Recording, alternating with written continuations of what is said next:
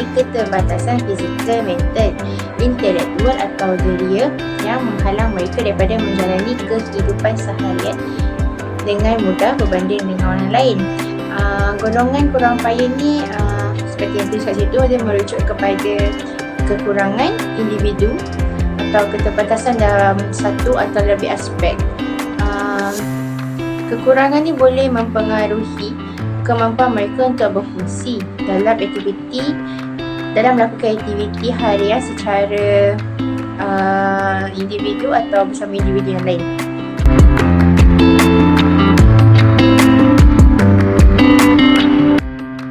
Atau orang kurang upaya 2008, OKU termasuklah mereka yang punya kekurangan jangka panjang, fizikal, mental, intelektual atau deria yang apabila berinteraksi dengan orang, dia orang menghadapi berbagai halangan.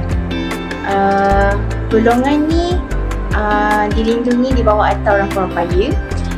Lepas tu kerajaan dan NGO juga menyediakan bantuan seperti insentif pekerjaan, pendidikan inklusif dan kemudahan akses bagi memudahkan kehidupan mereka. Selain itu, penggunaan istilah OKU iaitu orang kurang upaya adalah penting untuk menekankan penghormatan dan kesedaran menggantikan sebarang istilah yang potensi membawa stigma. Golongan ni dilindungi di bawah Akta Orang Kurang Upaya iaitu 2008 dan kerajaan dan NGO juga menyediakan bantuan untuk mereka. Terdapat beberapa kategori kurang upaya. Yang pertama, kurang upaya penglihatan.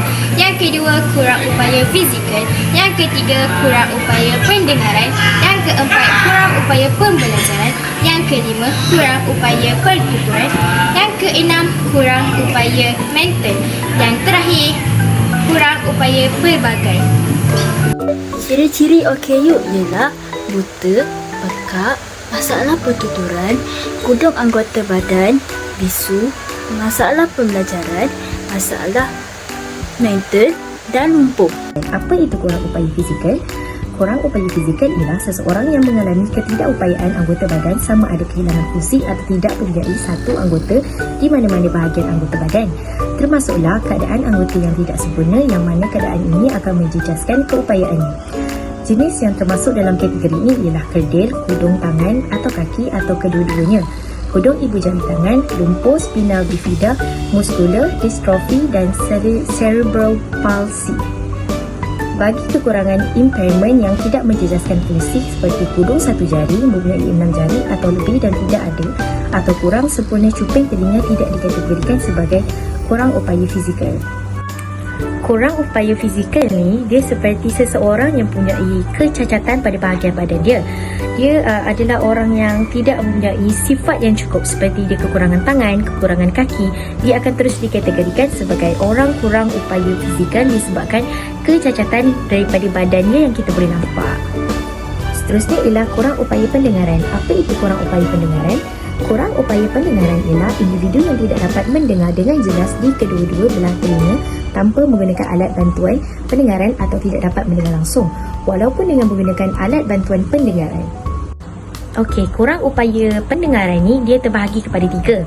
Yang pertamanya konduktif, gangguan aliran bunyi. Ianya disebabkan masalah pada bahagian tengah dan luar telinga. Biasanya memberi kesan yang sama kepada semua gelombang bunyi dan tidak teruk.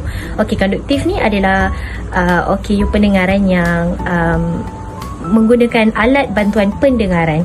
Jadi ia tak teruklah, dia masih boleh mendengar sekiranya ada alat bantuan itulah. Seterusnya adalah sensory neural, ialah saraf deria. Ianya disebabkan masalah pada bahagian dalam telinga atau saraf auditori. Bunyi yang diterima menjadi berubah kerana gelombang menjadi tidak sama rata walaupun dengan penggunaan alat bantuan pendengaran. Okey, jadinya yang sensory neural ni dia memang orang kata pekak yang memang dah tak boleh nak dengar lah sebab saraf deria dia, saraf telinga dia, pendengaran dia dah rosak. Jadi dia tidak boleh dengar ataupun dengar apa-apa bunyi sekiranya walaupun dia menggunakan alat bantuan pendengaran lah. Yang ketiga adalah mix. Mix ni adalah gabungan antara konduktif dan sensorineural. Jadi dia ni adalah memang tak boleh nak dengar. Dia macam sekiranya dia nak dengar, dia kena guna alat bantuan pendengaran.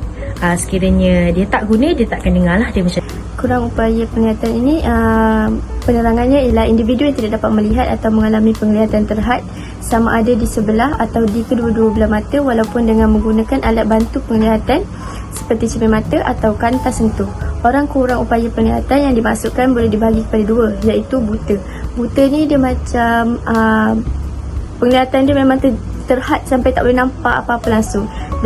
So bagi individu yang buta ni, dia memerlukan bantuan dengan menggunakan tongkat. Daripada tongkat tu adalah cara untuk menunjukkan arah dia. Jika dia tersentuh sesuatu benda, jalan dia akan terhad sampai di situ. Seterusnya penglihatan terhad, iaitu low vision ataupun partially sighted. Dia macam rabun lah. Dia contohnya bagi kanak-kanak yang rabun di dalam kelas, seorang pendidik tu perlu mengasingkan kanak-kanak tu, jangan biarkan dia duduk di bahagian belakang. Sebagai seorang pendidik, perlulah meletakkan kanak-kanak yang rabun itu di bahagian depan bagi membantu tidak menjejaskan pembelajaran mereka. Seterusnya, kurang upaya pertuturan. Individu yang mengalami masalah pertuturan tetapi boleh mendengar. Contohnya, seseorang individu yang tidak boleh bertutur sehingga menyebabkan gangguan dalam berkomunikasi dengan sempurna serta tidak boleh difahami oleh orang yang berinteraksi dengannya. Contohnya, setiap kali orang yang ada masalah pertuturan ni, dia akan berinteraksi dengan cara bahasa isyarat. Dia ada bahasa isyarat dia yang tertentu. Setiap orang yang ada masalah pertuturan ni mesti akan pergi ke kelas untuk belajar cara untuk bahasa isyarat. Kalau dia tak ada basic pelajaran tu, susahlah untuk berinteraksi dengan. Seterusnya, kurang upaya pembelajaran. Seseorang yang menghadapi masalah kecerdasan otak yang tidak selaras dengan usia biologikalnya. Mereka yang tergolong dalam kategori ini ialah lembam, Down syndrome, kurang upaya intelektual, autism, attention deficit hyperactive disorder iaitu ADHD, masalah pembelajaran spesifik iaitu disleksia, diskalkulia, digrafia dan lewat perkembangan global iaitu global development. Kita sebagai seorang pendidik terus laju-laju ikut macam ajar murid yang lain, pelajar yang mempunyai masalah ni akan ketinggalan di belakang. Jadinya sebagai seorang pendidik, kita perlu mengasingkan pelajar tersebut untuk kita ajar dia yang lebih mendalam, lebih fokus kepada dia. Kurang upaya mental ialah seseorang yang menghadapi penyakit mental yang teruk yang telah menjalani rawatan atau telah diberi diagnosis selama sekurang-kurangnya 2 tahun oleh pakar psikiatri. Akibat daripada penyakit yang dialami, mereka masih tidak berupaya untuk berfungsi sama ada sebahagian atau sepenuhnya dalam hal berkaitan dirinya atau perhubungan dalam masyarakat walaupun setelah menjalani rawatan psikiatri.